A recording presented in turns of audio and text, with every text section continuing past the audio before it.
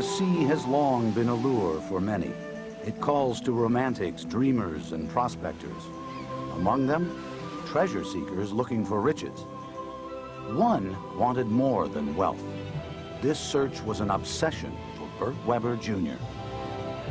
I'm a hunter, and that's what I really like best, is taking the past and bringing that past out of the centuries of the dead pages of archival material and then making it live in the present by searching and finding that shipwreck. Webber spent 17 years on his quest for the Concepcion, one of the 10 richest treasure ships ever to sink in the Western Hemisphere. A former encyclopedia salesman from Annville in Pennsylvania Dutch country, Webber is an unlikely deep-sea diver. But an image on a box of breakfast food planted a seed that took root in the mind of a smart and curious little boy. I remember there was an offering on a Kellogg cereal box one time. These divers with little plastic helmets, and I might have been 10 years old. And I was so intrigued by that, I would play with these, and it just fascinated me. Man's down there under the water. And for most of his life, Webber would be too. Motivating him was more than a desire to dive. Under the sea were stories that had sunk with hundreds of ships and their riches. Finding them was the only way to tell the tales. One of the most intriguing, the saga of the Concepcion, a Spanish galleon that to this day has generated more interest from historians, authors, and treasure hunters than any other. The Concepcion, because of its historical significance, was the Mount Everest of all galleon shipwrecks. What makes a shipwreck famous is the number of people of notoriety that have tried to reach that wreck before you and fail. The Concepcion had made several successful voyages to and from Spain and its territories in the 1620s and 30s. She was built strictly for size to accommodate huge cargoes. 17th century shipbuilders could have coined the phrase, "bigger is better." The Concepcion carried a crew of 500 sailors, and that's not all. She was also loaded with riches when she sank in 1641. Spaniards rated ships at essentially at the peso value of all their cargoes, plus the ship and the artillery. Concepcion was at least $1 million peso wreck. And that may have been just the King of Spain's share. Private individuals hauled massive amounts of gold and other valuables on the galleons. The Concepcion was no exception. One account says she carried the largest stash of silver ever headed from the New World to Spain. It was a difficult life for those on board. They were paid 2 pieces of 8 for 1 month's work. Minimum wage led to maximum wiles. Smuggling filled the ship with even more treasure. How much, it's not clear. The contraband was stowed wherever it could be hidden, sometimes in the bowels of the vessel, the latrines. A series of miscalculations and bad judgment led to the disaster. The Concepcion was 20 years old and badly in need of repairs. She had spent many idle months in Veracruz, Mexico, and rotted from exposure to sun and rain. When the ship finally set sail, she had to turn back for hasty repairs in Havana, Cuba. This created another delay, which would prove deadly. Long after it was safe to do so, the patched-up Concepcion sailed through the Florida Straits toward home. It was late September, the worst possible time for a transatlantic crossing. It was the height of hurricane season. Winds howled and seas churned. The Concepcion was at Mother Nature's mercy. A tremendous storm scattered and sank the fleet, which had numbered around 30. The Concepcion survived, but barely. Her mainmast was cut away to give the ship and her crew a chance. Anchors and some cannons were jettisoned with the same purpose. With less than 100 pounds of dry gunpowder, and no other vessels to protect it from pirates, the defenseless Concepcion headed for Puerto Rico. It was a decision made by Admiral Don Juan de Villavicencio, but getting there was the job of the pilots. They navigated with the astrolabe. It was fine for determining latitude, but longitude couldn't be calculated with any precision. The pilots believed the Concepcion was due north of Puerto Rico. They were wrong, and the Admiral knew it. The final word aboard those galleons was not by the Captain General or the Admiral or the sailing captain, it was the pilots. They had the final say in the navigation of that ship. On deck, in front of witnesses, the Admiral asked for a silver bowl. He washed his hands in protest as the Concepcion set a course for disaster toward the treacherous and barely charted Abrojos Reef. Its Spanish name warns mariners, keep your eyes open, be cautious, be alert. 80 miles north of Hispaniola, the wounded ship was far west of Puerto Rico and headed for a direct hit into a barrier of coral. Within 40 square miles, especially frightening formations rise from the ocean floor. In the words of one treasure hunter, it is one of the wildest, most remote expanses of ocean on Earth. These are reef heads that come up from 45, 50 feet like mushrooms. Some are the size of your living room to the size of a football field. And they grow to the surface and then they're awash on the surface. At 9:30 on the night of October 31st, 1641, the Concepcion caromed through the canyons of coral. Those on board knew they were in grave danger, if not doomed. It was All Souls Day, the traditional day of prayer for the dead. While the crew of the Concepcion was very much alive, this calamity would soon claim hundreds as the ship was smashed deep into the reef by savage seas. It was a horrific scene. Panicked men crowded onto the stern castle. Others tried to make it to the only lifeboat. Some were lanced in the process. When the storm passed, survivors were confronted with a devastating sight. The Concepcion resting awkwardly on the reef, her stern in the air. It was ripped apart to build rafts. Historians say 10 crude crafts were made, some carrying 75 sailors. But their anguish was far from over. According to some accounts, the men sat in waist-deep water, easy prey for sharks, who snatched many from safety. The men left behind were told help was coming. For a while, they were the richest people on Earth. A survivor later described the ironic scene as crewmen surrounded themselves with treasure that could not deliver them from tragedy. The silver which lay between the decks was salvaged. This consisted of boxes, many bars, money bags, pouches, worked silver, and many discs of gold. All were thrown into the corridors of the rocks and from the mountain made by silver. Afterward, we were able to go down on the rocks and walk around on it. Gaspar Maldonado, 1642.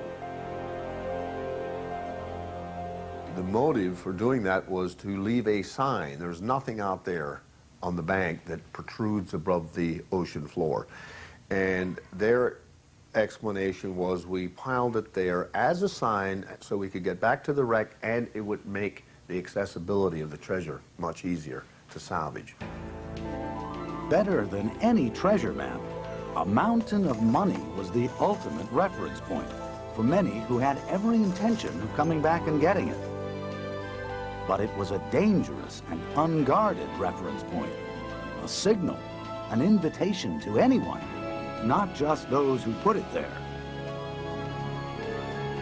190 people lived to tell the tale of the Concepcion. What they witnessed and stories they spun created a craze for sunken treasure that dreamers for centuries gave their own lives to find.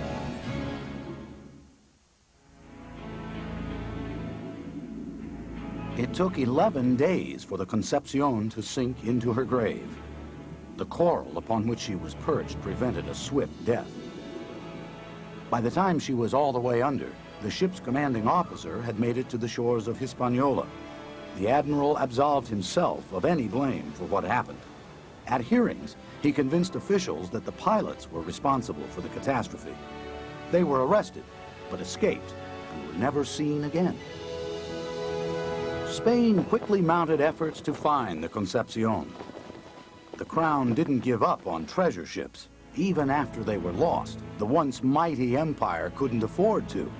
Its fates were sinking like a galleon in a storm under beleaguered King Philip IV. To simply surrender a treasure to the sea, or a treasure hunter, was out of the question. The Spaniards made a lot of attempts because it was a very rich galleon, and they did it for a number of years. They even gave a couple Frenchmen special patents or licenses who had special diving bells to go find it. They couldn't find it. So Spain began a shakedown of survivors. Reports that some had brought back large amounts of treasure and hidden the booty on Hispaniola didn't hold water. But these rumors were taken very seriously. Survivors were questioned, if not accused. This after some of them, wearing nothing but rags, trudged through the rugged hills, believing they had made it to Puerto Rico. 40 years after the tragedy, a New Englander did what no salvager could do. He discovered and laid claim to the riches. His name was William Phipps. Any marine explorer will tell you he was the first real treasure hunter, a legend. Phipps was a bear of a man, overbearing perhaps because of his size and personality. Humble beginnings and high aspirations fueled his drive. With his mind fixed on a mission, nothing would stop him. Author Cotton Mather says Phipps would prudently contrive a weighty undertaking and then patiently pursue it unto the end. Patience, diligence, even obsession, these are qualities shared by all serious treasure hunters. Phipps led the way as the great wrecker, a man who went looking for shipwrecks, looking to get rich. He was intrigued and just fascinated with the story of the tremendous riches. It's the historical mystique where we have a shipwright sea captain who has a dream, and he pursues that dream, raises the backing through the investors, the royal court. English King Charles II loaned Phipps a ship in 1683. The hunt was a bust, and the men returned to England empty-handed. 3 years later, the fast-talking Phipps launched a second effort. A man who claimed to be a Concepcion survivor told Phipps exactly where to look. This time, he succeeded. His journal entry about the discovery of the Concepcion was short and to the point. Thanks be to God, we are made. William Phipps, 1687. A crew member described the emotional moment in the Journal of the Henry, the log from one of the expedition's ships. Soon after the boat and canoe went a-searching, in 2 hours' time, our boat returned on board again, bringing us happy and joyful news of the canoe finding the wreck. The site was not marked by a pile of gold and silver. Perhaps that never existed, or someone else came and got it. But Phipps did find the Concepcion's bow. Most part of the timber is consumed away, and so overgrown with coral that had it not been for her guns, she would scarce ever been found, it being at least 45 years since she was lost. The stern had broken away, but Phipps didn't know that. He thought it was surrounded by the coral. For 40 days, workers brought up an incredible haul. It was tough. These were trained pearl divers, not scuba divers. The methods that were used at that time were all free diving. They didn't have compressed air or surface supplied air. They didn't have any technological means of dislodging, removing coral. Diving bells may have helped spare salvagers' lungs. Phipps held his breath, meanwhile, watching for suspicious ships on the horizon. Pirates and others were known to hover nearby, hoping to get a fix on a wreck and pick it clean.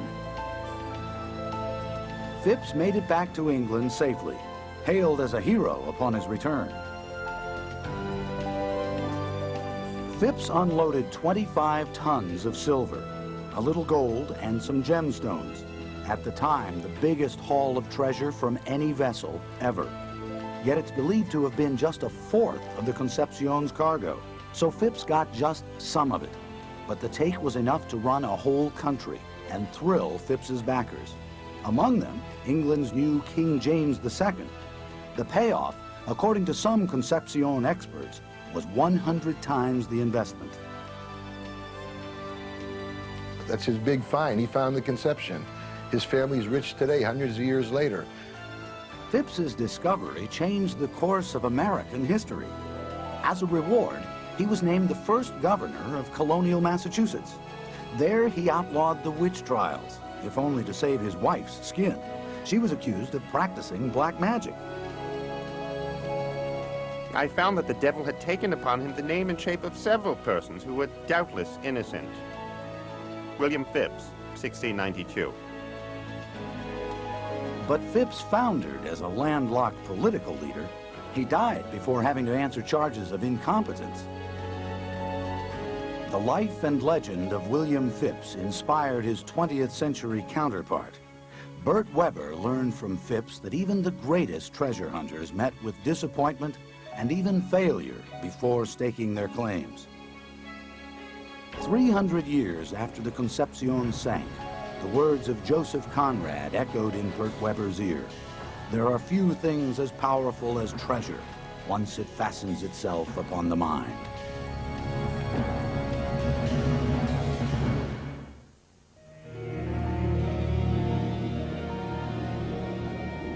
Almost 3 centuries after the Concepcion sank, young Burt Webber Jr. began to live a dream.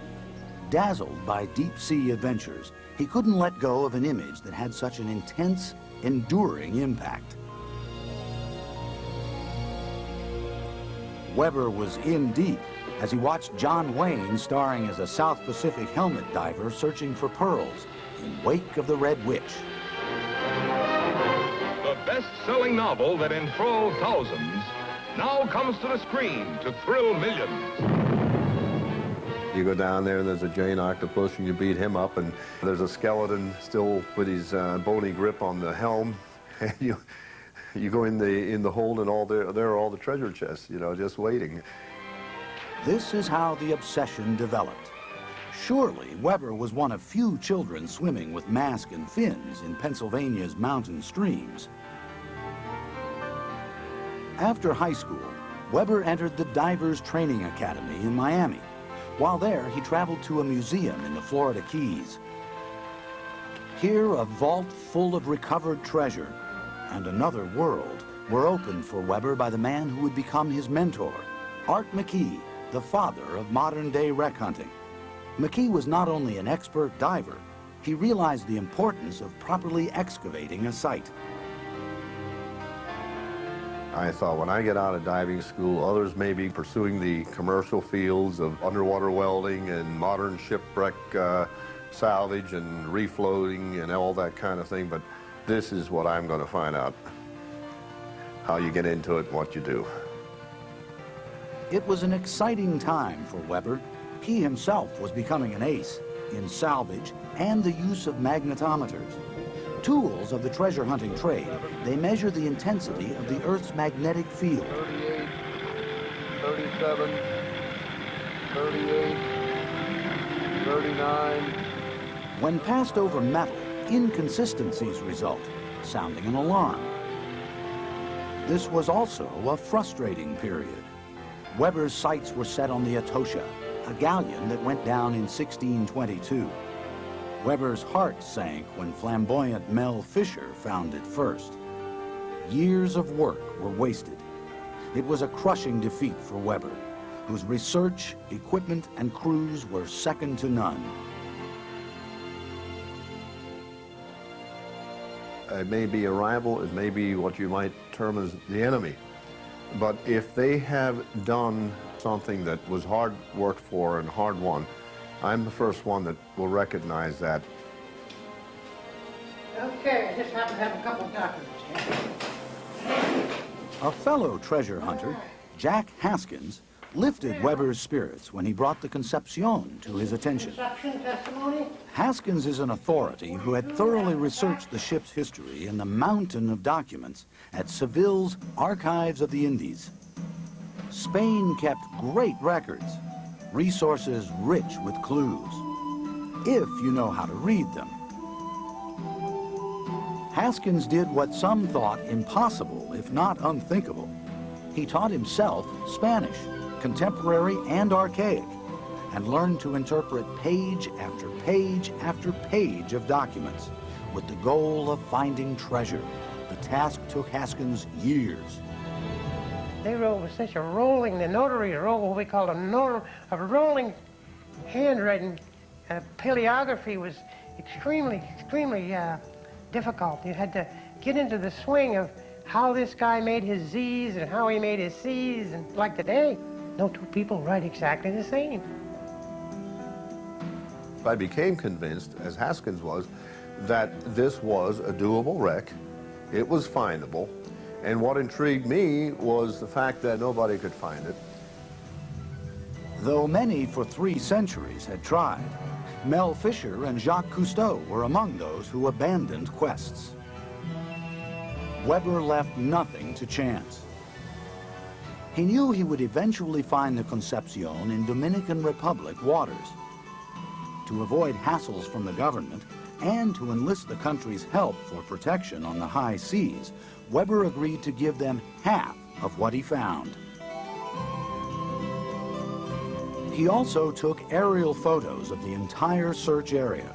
This would allow Webber to systematically explore the 17-mile reef, which had been renamed Silver Shoals. $200,000 was raised for Webber's search for the Concepcion. After a lifetime of preparation, Operation Phipps set sail in 1977, and with it, hoped that the ghost of the legendary captain would bring good fortune. I made a personal commitment to my life, and that commitment was, you chose this. If you keep going, regardless of what the obstacles may be, there's always that probability you're going to succeed. He succeeded, all right, in finding what seemed like every ship that met its death on those rocks. 13 wrecks teased a distressed Webber, not one the Concepcion. 1,800 coral heads came between Captain Webber and the ship. The magnetometers, towed on cables behind boats, were not effective. The cables constantly snagged on the coral. Waves breaking over the reef threatened to damage the equipment.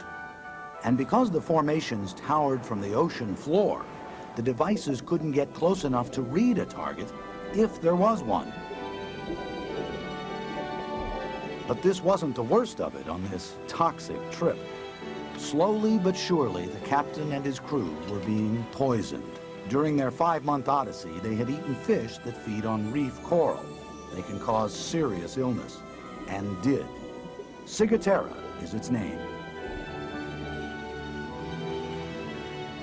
There are varying results from the loss of hair, the loosening of teeth, affects the skin, which I've suffered, and there's temporary blindness, the loss of nerve control.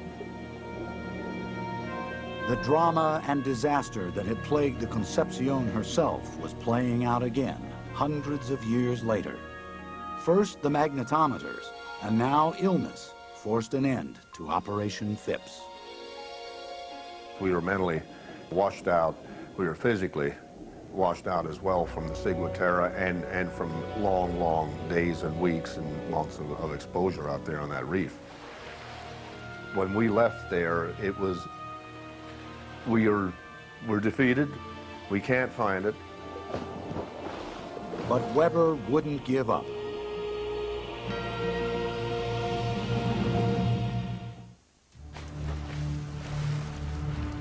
Burt Webber was consumed for much of his life preparing for the hunt. He had spent 5 months actively looking for the Concepcion with nothing but trouble to show for it. He knew treasure hunting to be a long and lonely process, but this adventure was especially rough. Certainly not as easy as it looks, just jump on a ship and go out there, and we could all go out there and raise a lot of money and sit there and dive off the ship and come up with all kinds of sunken treasure. It just doesn't work that way. Webber was forced to think about selling encyclopedias again. He was more comfortable as a salesman of another kind, pitching salvage projects to potential investors.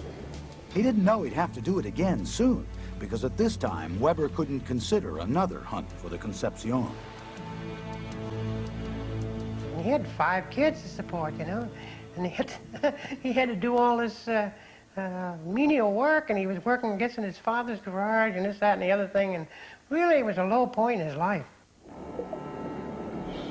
All the while, Webber worked on a fully submersible magnetometer and housing that could be taken by a diver to the ocean floor.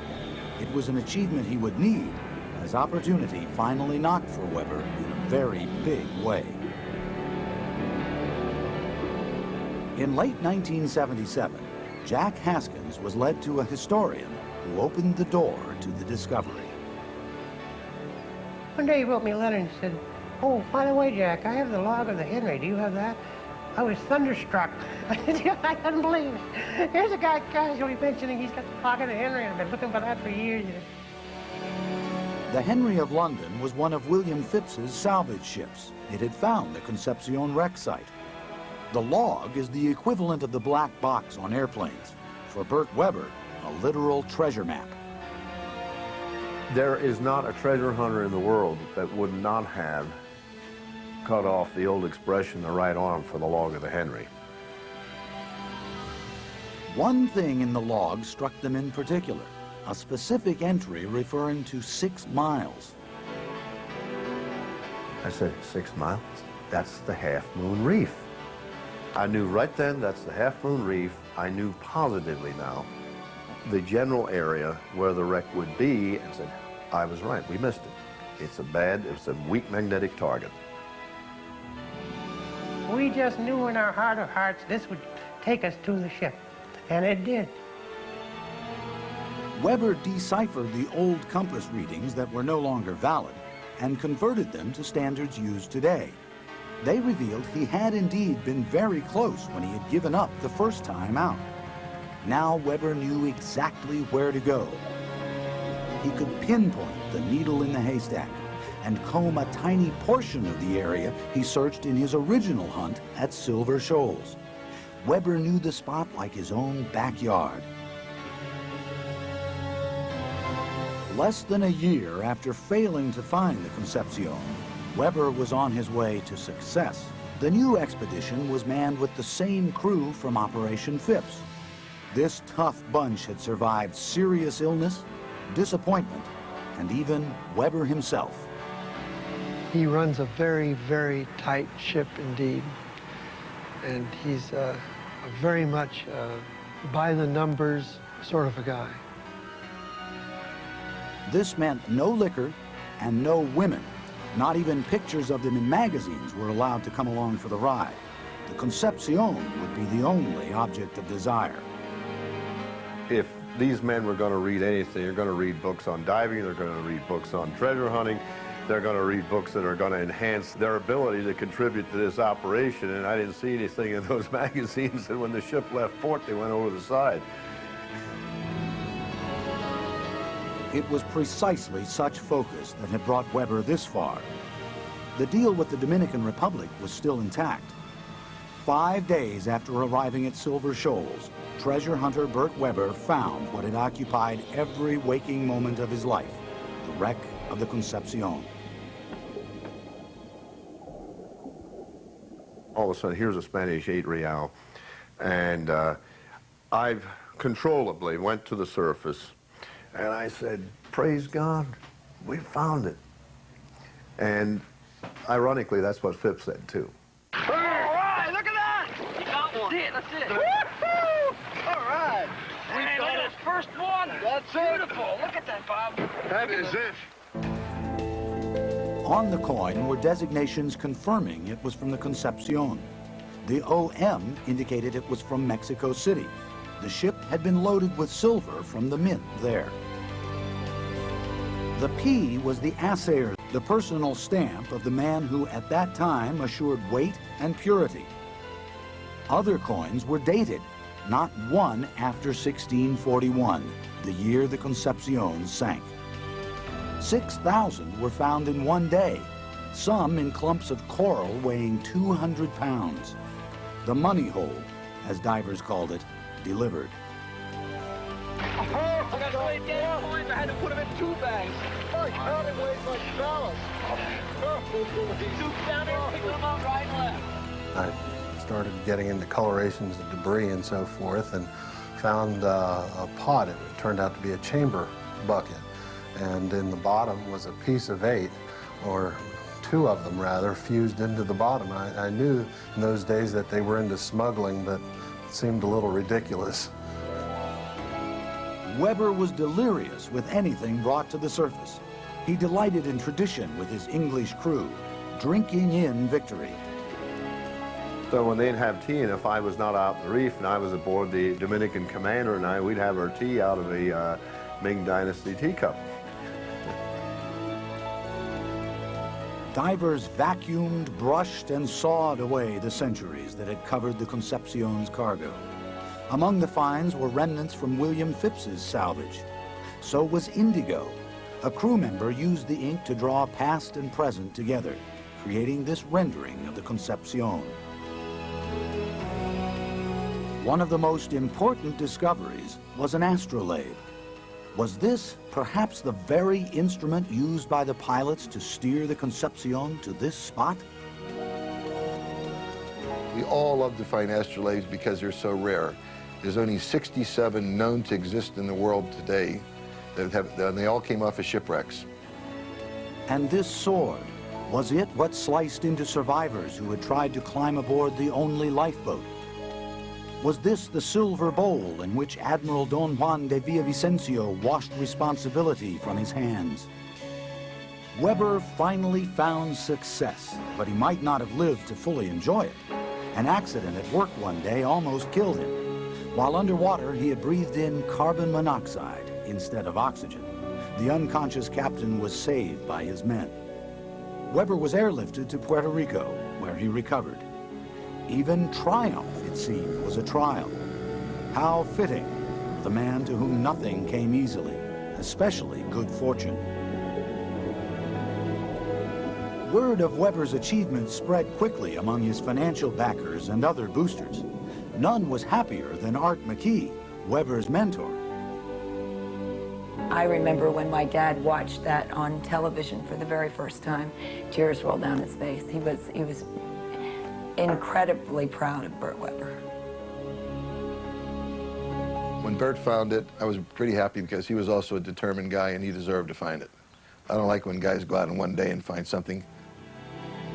Burt Webber Jr. could at last stand side by side with the legend of William Phipps. I was 36 years old when I made the discovery in 1978, and ironically, William Phipps was 36 years of age. Both Webber and Phipps had English salvage ships and crews. Their finds were made on Thursdays. Webber, however, never became governor of his home state. Phipps made a lousy governor, historically speaking, and I probably would have made a very lousy governor of Pennsylvania. I don't know. The treasure hunter who had worked hard to avoid the label of loser had proved something to others. It's one of the things I admire about Burt so much. He always had that perseverance to stick to something and, you know, carry something through, and even in the face of adversity, came out a real winner. And Burt Webber proved something to himself. The conquest for the real shipwreck has finally come to be. And I knew I finally reached that goal, got to the top of the mountain. For more than a week, the site was harvested by divers. Whales were ever-present witnesses to their work. Barracuda were ready to take a bite. So was a representative of the Dominican government, as it was getting half the loot. I don't think he really expected that this was going to happen. this fast. And all of a sudden, it was his responsibility under contract, the protection of this treasure. And this is mounting every day. Day after day, the stuff kept coming, including a bit of leather, possibly from a shoe. That it may have belonged to a Concepcion sailor made the discovery that more personal. Webber was bringing stories to life, as he had hoped 17 years ago. A treasure chest with a false bottom was also found. It revealed more than 1,000 pieces of 8 and a smuggler's sneaky ways. There was a never-ending stream of coins, 60,000 in all by one count. Money bags were filled with them. They took hours to clean and catalog. Their beauty and imperfection revealed after a soak in hydrochloric acid. Spanish coins were not made to be round. They were cut and hammered from a sheet into this convenient size. Weight was what mattered. The irregular shape allowed cheaters to chip a little from the edges here and there so no one could tell. Thank the chiselers for the term we use, and the ridges that were eventually added to coins, and still remain.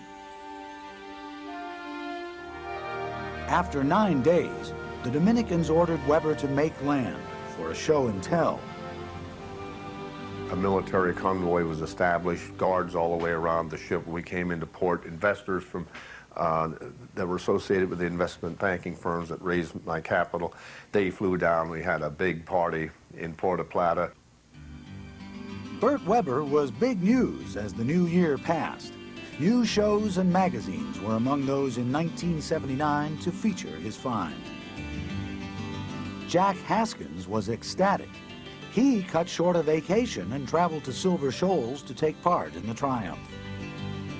Here he made another discovery, which explained some things. And I went over this one reef and I looked, and here was a big, fairly significant mound of ballast.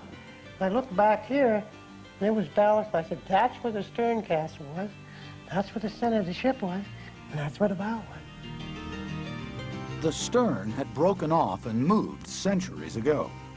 It is what Webber and his men discovered.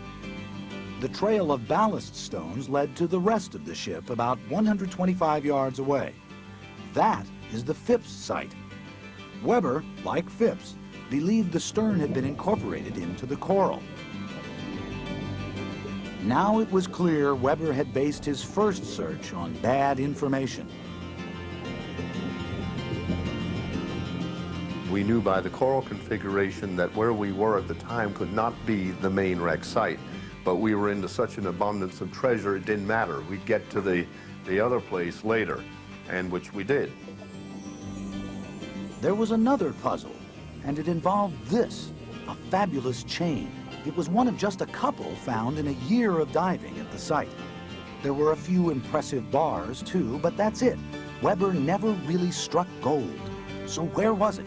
The discs and other ornaments witnesses say were piled on the reef all those years ago.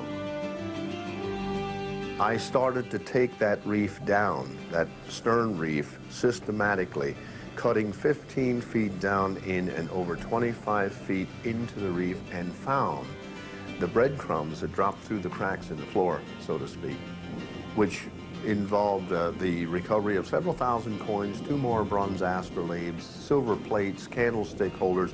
This was evidence that these things were in fact stacked on top of the reef. But the reef treasure was gone. And when Phipps arrived in 1687, it wasn't there. Webber believes a ship intercepted some of the rafts that carried Concepcion survivors from the wreck. Hearing their stories, and human nature being what it is, those crewmen came back with a bigger ship and took the treasure. Truly, there was a first discoverer after the sinking of the Concepcion, and Phipps, although documented historically, is accredited as the first discoverer of the site. There was someone there before. But they apparently met the same fate that claimed so many others in this barely mapped region of the world. Webber thinks the so-called mystery ship sank with its treasure in the South Reef. It was described as an unexpected place of danger in one of the Henry's trips to the area. Thus, there's one more chapter to be written in the history of Concepcion. And Webber intends to write it. He's raising money for Operation Abrojos and putting together a crew and equipment for the venture. Yes, well, what I like. This right here is the key to destiny. It is indeed. These toys, as Webber calls them, are space-aged compared with those he helped develop in the 1970s. Treasure finding these days is close to a sure thing. The refinements in this computer age are just absolutely incredible. It has come a long way. Other things have changed as well. It will take about $10 million to launch Operation Abrojos, more than 10 times the cost of the successful hunt in 1978. It will be without Jack Haskins, who has moved on. But Haskins is still on the hunt, these days in his own garage. See what treasures you find when you're looking? This article, an account of his achievement, still delights him 20 years later. Right after we found the Concepcion.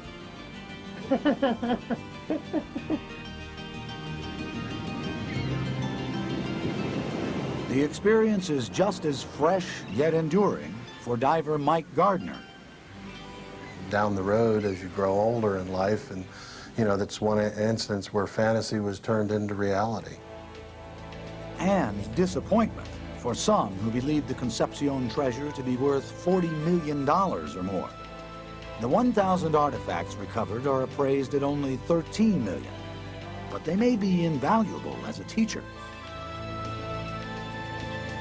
Intellectual treasure is larger than the things, because you have to connect it with the times and with the people, the individuals, the society, the economy.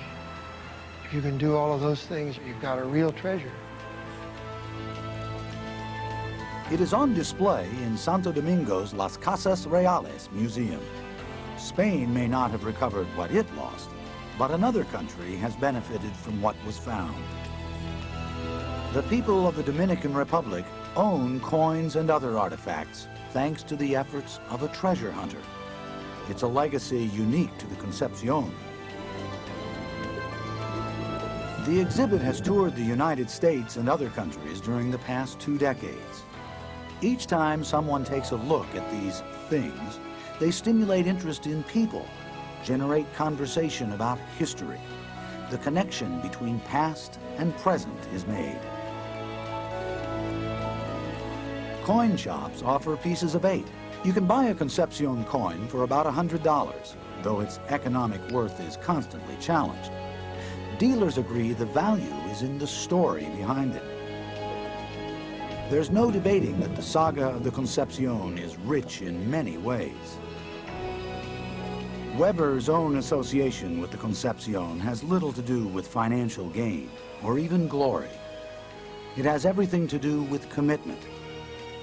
Burt Webber Jr. wanted to bring the story of the Concepcion to life. He did. The two will be linked long after he's gone and buried at Silver Shoals. It's a place of death. But yet, at the same time, I have spent so much of my life and the triumph of my life, there's also a serenity to it. And as dangerous as it is being 85 miles out at sea, I feel at home there.